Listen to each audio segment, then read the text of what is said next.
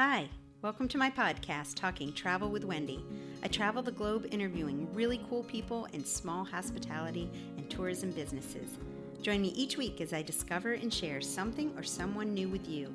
You can find more at www.travelwithwendy.net. And remember, it's always an adventure when you travel with Wendy.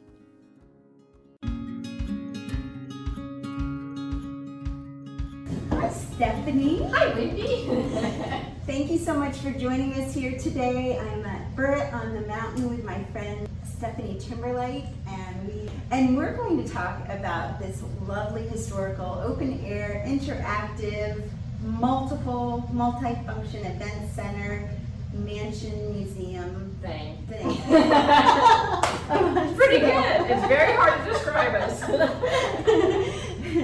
So I will always have a special place in my heart for Burritt on the Mountain because I used to work here at Josie's gift shop with my friend Noel a little while back, and it has changed so much. So much. And I love the changes. Well, good. So let's talk a little bit about the history first, and Dr. Burritt and the mansion, because I think that's where it started, right? It started with him, and that is the only original structure up here. So he was born in 1869 and passed away in 1955. He was a very eccentric gentleman, and your people will see that if they come to the tour of the house. Yes. It's not going to give away all the good stuff.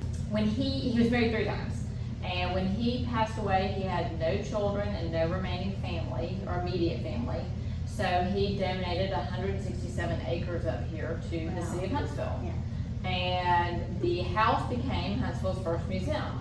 Okay. And then we added the historic park structures. There are 6, maybe 7, 6 original houses that people actually lived in out there that date from 1800 to 1900.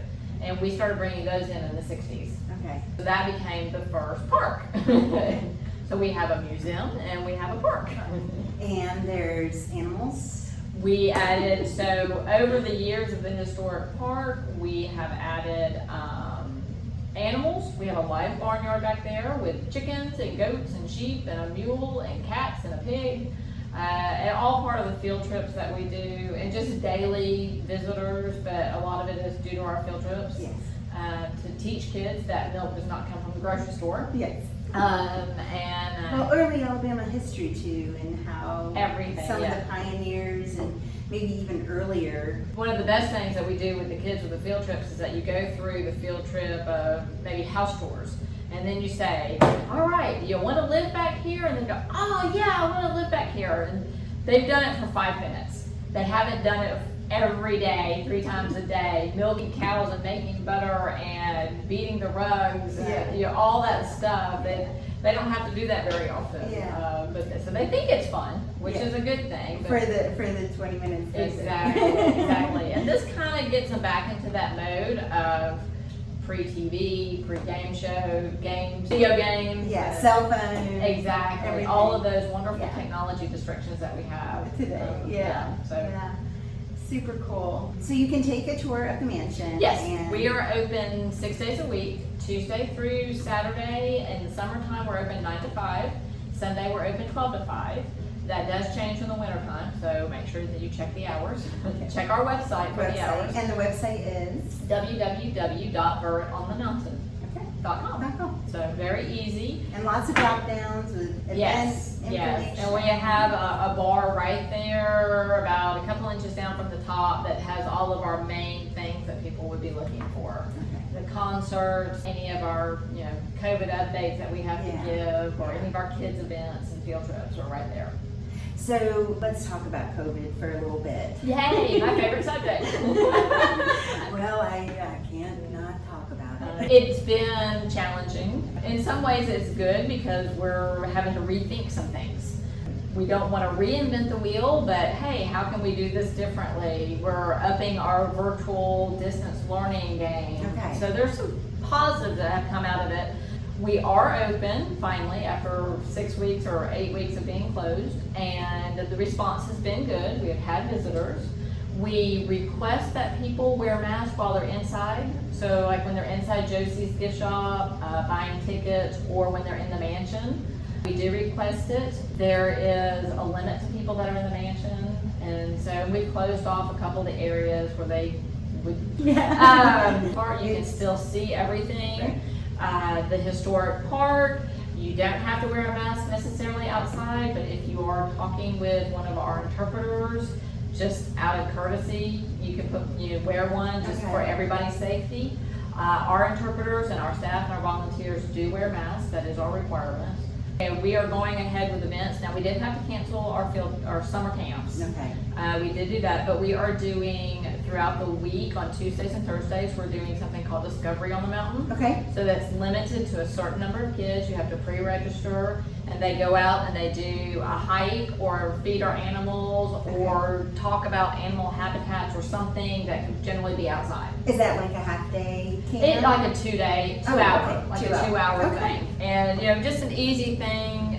Parents can either come and drop off their kids and they could go do the tour, or they can go and run a quick errand or something. It just depends on how they feel. But it's still interactive, just the And numbers. it's outside, and if we have to go inside for rain, we definitely make sure, that's why we've limited it so much, so that any activity that we have, the kids can be far enough spaced apart and still do it social distancing. But it's, the whole social distancing, but getting out and being interactive is a huge part of what people need. Yes. Is that human connection. So we're still trying that. We are doing our concerts.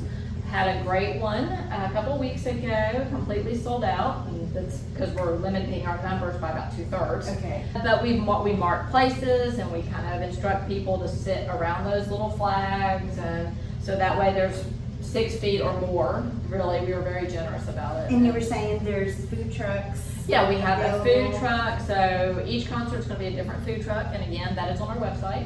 But we have food trucks, we have one food truck, and then we have an ice cream truck. Okay. And we have a cash bar. It's a necessity in Alabama in Yes, July. yes. You have to have ice cream. You have to have ice cream, or frozen pops. Susie's Pops is up here quite a lot, Okay. so just something cool and refreshing, so. And people can bring their own food in. And the music changes too, right? It does, Yes. yes. So we've got a great lineup. We had a bluegrass band. It was their first time up here in June, and we had people coming from Mississippi who've been following them for years. Oh, that's so cool. So it was really great to bring in more people. We have Huntsville's In the Mood swing band coming up this Friday, and we have a Oompa Calypso band. Oh, wow. And it's not the German men, that you would think of, the big cheeks blowing up, but they play different music, so that's going to be a lot of fun. We have Eric Essex, jazz artist from Birmingham. And that's every week, you said? We have 7 throughout the concert. 7 throughout the summer. Yeah, Okay. so they're just, most of them are on Fridays. We've had to move a couple of them to Thursdays because of our rentals and having to move our first 2 May concerts. So. Well, that's a good segue. Tell me about some rentals and event space that you have here. We have, what I think is the best rental place in Huntsville, just because we are the only people who have the view that we have. So we have. And it has a formal name? Yes, we have a beautiful building. It's called Barren Bluff. And with that, a couple of years ago, we added the view, which is a cantilever deck that has a glass window railing that you can just kind of see through. You can have your wedding out there at the view. You can have your wedding at the gazebo. You can have cocktails on the view. You can have cocktails inside, all that. And then Barren Bluff is a large building, which is where most of the receptions are held. Okay.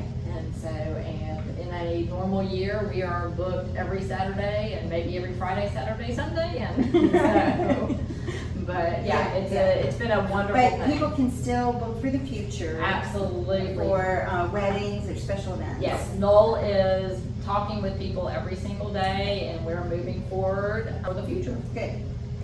And there's also outdoor space that's around. Yes, so you got with the view and the gazebo, you have all of the green space that's up here. Even tables outside and do stuff, so yeah. And along those same lines, people can come up here to take wedding photos or pre-wedding photos, is that right? They can, we do ask that they call and kind of schedule that. Okay. Generally you come in and just pay general admission and you get all of the grounds. Can't go in any of the homes or anything, but yeah.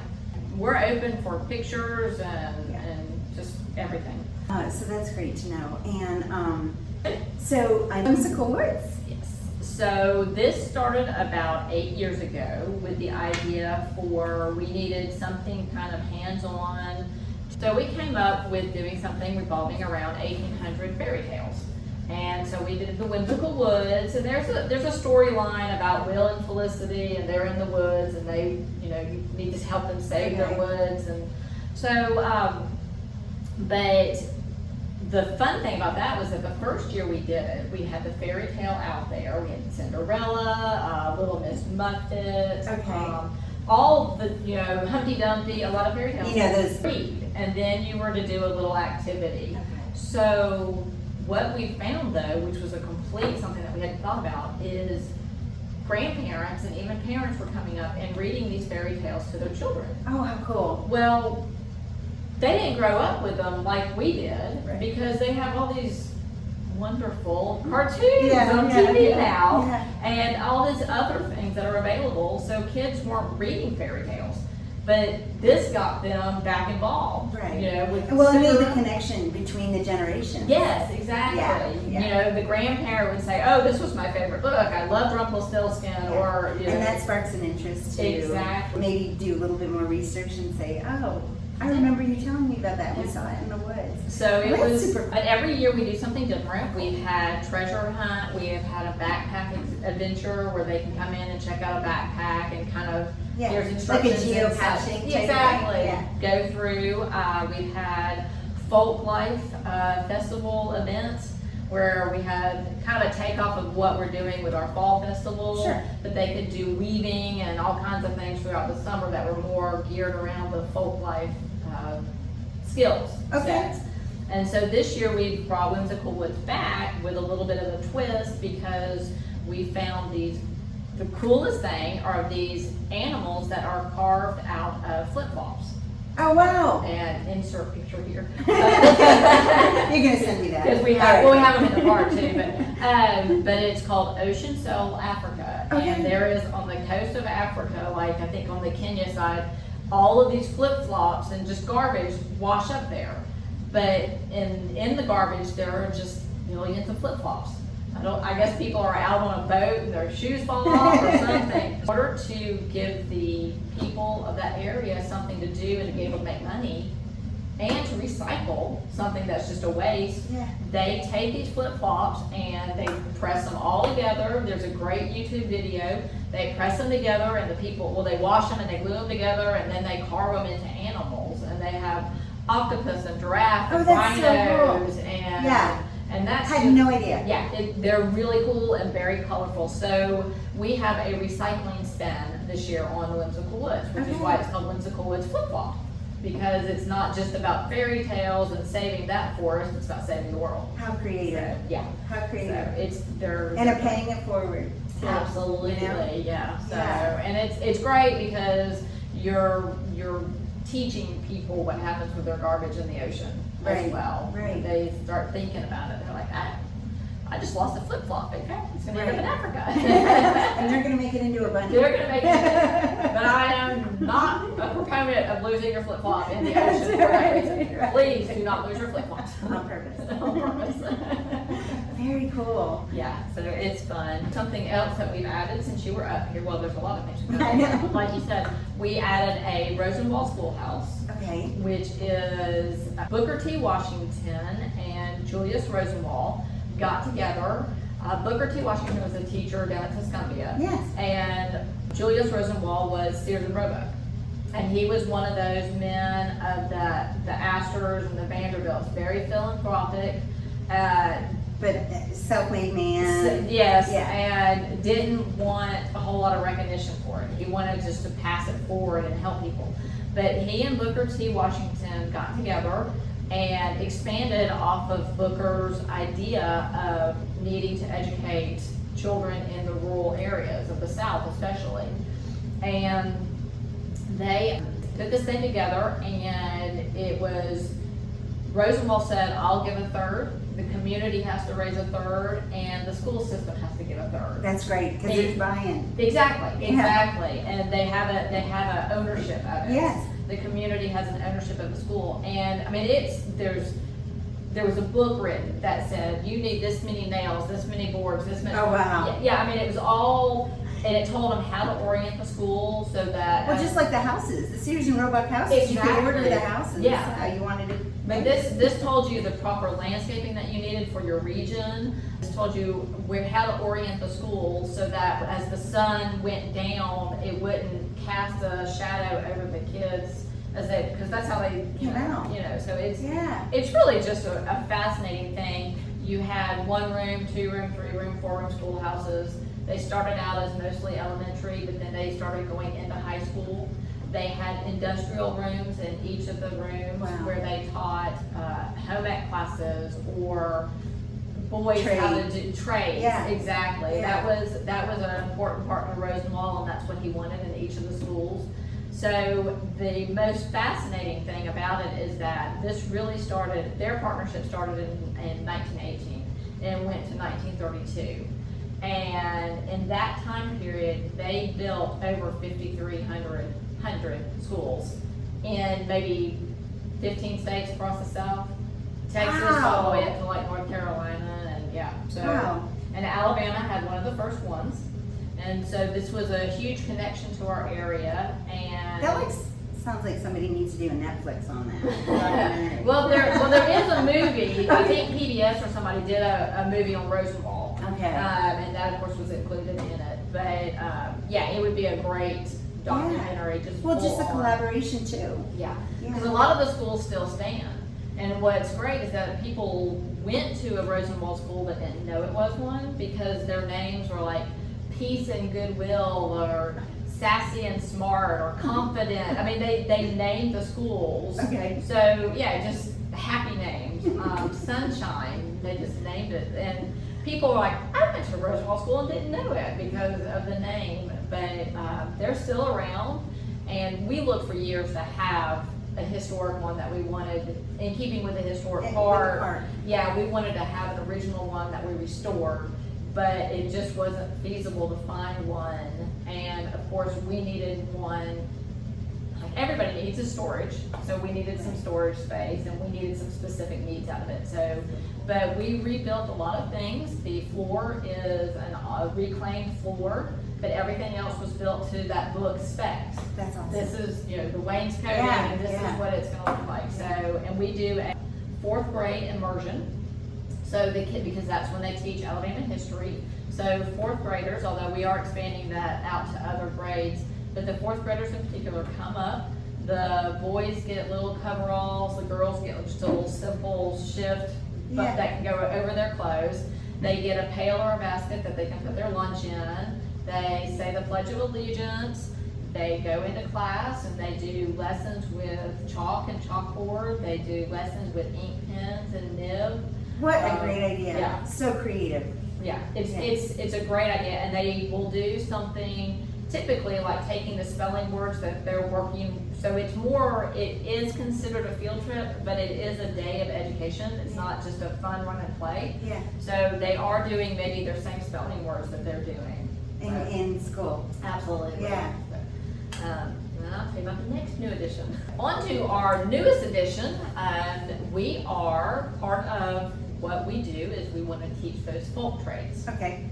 So we have started our own little Burritt Folk Life School, and we have classes.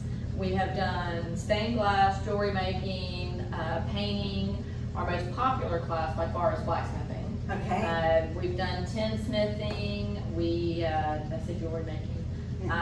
We have a couple jewelries. We do felting, where Is that for adults? Yeah, it's all adults. Super fun. Yeah, we are looking at doing some things. We have done 1 or 2 classes that have been with kids, but this is really truly an adult education. Yeah, For Pioneer Life. yeah, to get people back involved in those trades. Yeah. And it's something that's been brewing with the artist community anyway for a long time, but this is just something that we've always done. Yeah. And with our historic park, we have woodworkers, we have people spinning out there and weaving and Right. knitting, and that's a trade. All of these things are going to be lost, so this is a continuation of that. Sure. So we have renovated one of our rooms that used to be the Trillium Room. It is now going to be called the Carol Williamson Folk Life Education Center. Okay.